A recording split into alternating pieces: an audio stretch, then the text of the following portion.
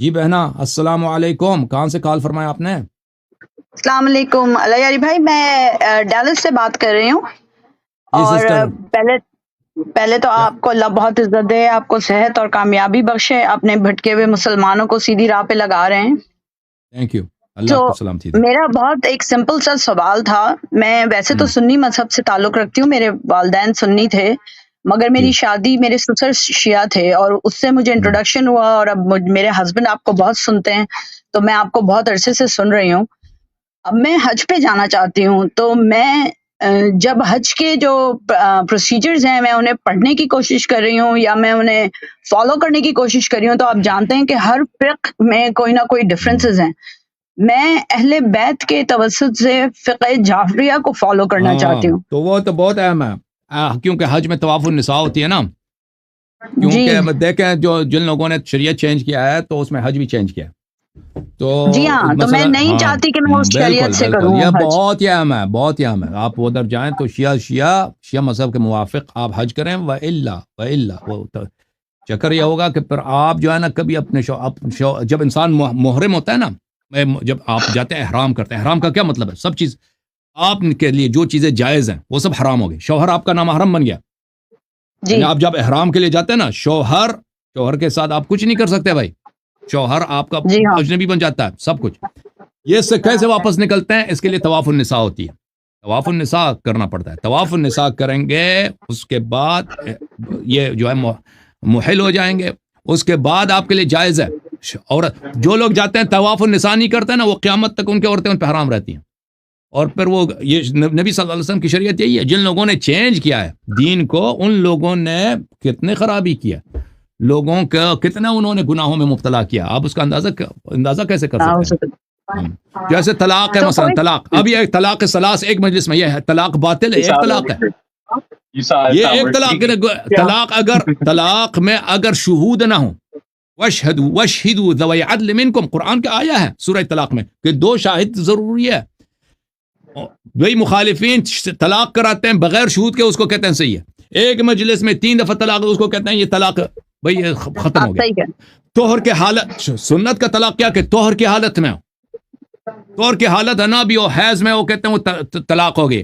تو بھئی وہ طلاق ہی باطل ہے، وہ قرآن کے خلاف ہے.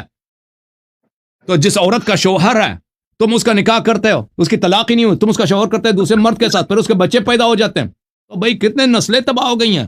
اس کا اللہ حساب جانتا ہے. اس کا اندازہ کوئی کر ہی نہیں سکتا کہ جن لوگوں نے شریعت چینج کیا نا، ان کے کرتوت کیا ہیں وہ اللہ ہی جانتا ہے بھائی.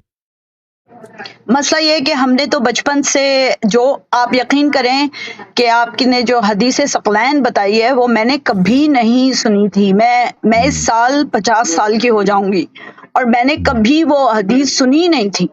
تو یہ بہت امپورٹنٹ ہے جاننا کہ جو مسلمان ڈھونڈتے نہیں ہیں سیدھا راستہ، یا جو مسلمان صحیح راستہ نہیں ڈھونڈتے، پھر وہ ان گناہوں میں، جیسے آپ بات کر رہے ہیں، آپ نے طلاق کی بات کی، اور تو وہ ان کا کیا ہوگا، ہم انہیں کیسے بتا سکتے ہیں؟ کیونکہ جب میں اپنے گھر میں بھی بات کرنے کی کوشش کرتی ہوں تو وہ کہتے ہیں ہمیں تو پتہ نہیں ہے، جو ہمیں پڑھا ہے یہ اس کی ذمہ داری ہے. لیکن آپ تو امریکہ میں مجھے رہتے ہیں تو نا، ایسا نہیں لگتا. امریکہ میں تو آسان ہے. دیکھیں اللہ تعالیٰ کا فرمان ہے سورہ تحریم میں، وَضَرَبَ اللَّهُ مَثَلًا لِلَّذِينَ آمَنُوا امرأة فرعون. دیکھیں فرعون کی جو بیوی تھی نا، فرعون کی بیوی، وہ ایسے گھر میں رہتی تھی کہ وہاں پہ کفر کا عروج تھا. لیکن قرآن نے فرمایا یہ سب مومنوں کے لیے، صرف عورتوں کے لیے نہیں، سب مومنوں کے لیے ایک نمونہ ہے.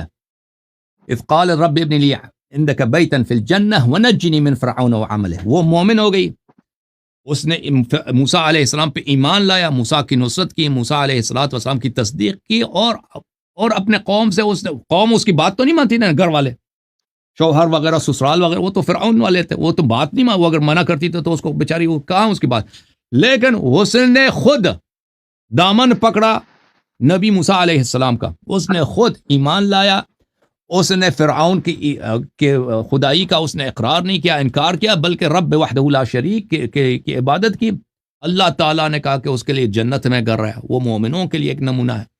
تو اس طرح انسان اگر ایک ایسے گھر میں رہتا ہے میرے بھائیوں، کہ اس گھر میں وہ لوگ آپ کی بات نہیں مانتے، تو اگر نہیں مانتے تو آپ کو ضروری نہیں ہے کہ آپ ان کو ان کو ڈانٹیں یا ان کو اصرار کریں کہ آپ کوئی نہیں مانتا تو چھوڑ دیں ان کو. آپ خود راہ راست کو پکڑ لیں.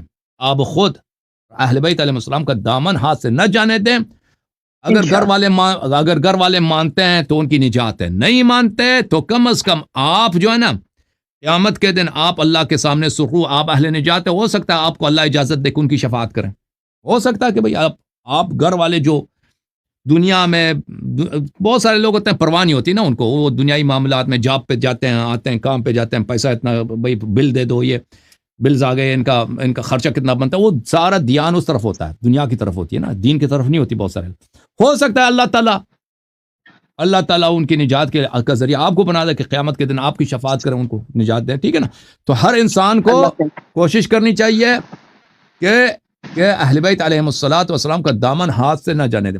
تھینک یو میری بہن, اللہ آپ کو سلامتی دے. بھائی مجھے صرف لاسٹ جو میرا مین کوسچن تھا وہ یہ تھا کہ آپ کوئی مجھے بک ریکمینڈ کریں گے کہ جو مجھے صحیح فقہ کے اوپر, کیونکہ میں مراجع اور ان لوگوں کو جانتی بھی نہیں ہوں, میں ظاہر امریکہ میں رہتی ہوں, جاب بھی کرتی ہوں, تو مجھے کوئی ایسی بک مل جائے جس میں فقہ جعفریہ کا.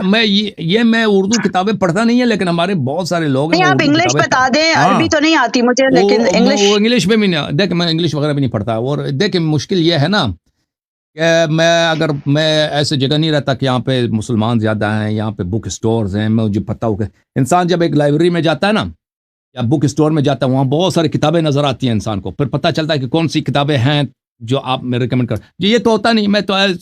میں تو بہت سالوں سے ایسے جگہ میں رہتا ہوں کہ یہاں پہ مسلمانوں کی اتنی تعداد نہیں ہے, تو وہ لائبریری بک سٹور کچھ بھی نہیں ہے. تو عرض یہ ہے, پھر آپ مجھے آپ سن لیں نا, آپ سن لیں تو لیکن ہاں, آپ واٹس ایپ گروپ ہے ہمارا نا, وہ وہاں پہ بہنیں بھی ہیں, لیڈیز, حسن اللہ یاری لیڈیز کوئی گروپ ہے, میں اس میں خود شامل نہیں ہوں, اس میں سسٹرز بہت ہیں, تو ان کے پاس PDF میں بہت ساری کتابیں ہیں, اردو میں, انگلش میں. ہاں وہاں پہ آپ آ جائیں. آپ یہ جو لڑکا, یہ جو خان صاحب ہے نا, ہمارے ایک ہم نے ایک نیا آپریٹر رکھا ہے, چودھری تفضل صاحب یا خان صاحب سے آپ رابطہ کریں, وہ خان صاحب آپ کو وہ گروپ میں ڈال دیں گے. ٹھیک ہے نا. اچھا ٹھیک ہے. اچھا لاسٹ میرا کوشچن یہ, تو اگر آپ سے میں یہ پوچھوں کہ حج میں بہت ساری چیزیں کامن ہوں گی جو کہ سب فقہ میں کامن ہوں گی, لیکن کوئی ایک, جیسے آپ نے مجھے کہا طواف النساء بہت امپورٹنٹ ہے, اس کے علاوہ کچھ میں میک شور کروں کہ میں نہ کروں جو سنی مذہب میں بہت کامن ہے لیکن وہ ہے نہیں. تو زیادہ سے زیادہ اہم جو ہے وہی طواف النساء ہے. باقی جو اعمال بہت کامن ہے, حج میں اعمال کامن ہے. اچھا, لیکن وہ اس میں جو ایگزیکٹ جو چیزیں نا وہ آپ کو کتاب میں ملیں گی, کیونکہ مجھے نہیں معلوم کہ جماعت مخالفین کیا کیا اعمال انجام دیتے ہیں حج میں, وہ مجھے تفصیل سے نہیں معلوم. ٹھیک ہے, بہت شکریہ. اللہ میاں آپ کو بہت بہت جزا دے. Thank you. میں آپ کا خادم ہوں. Thank you.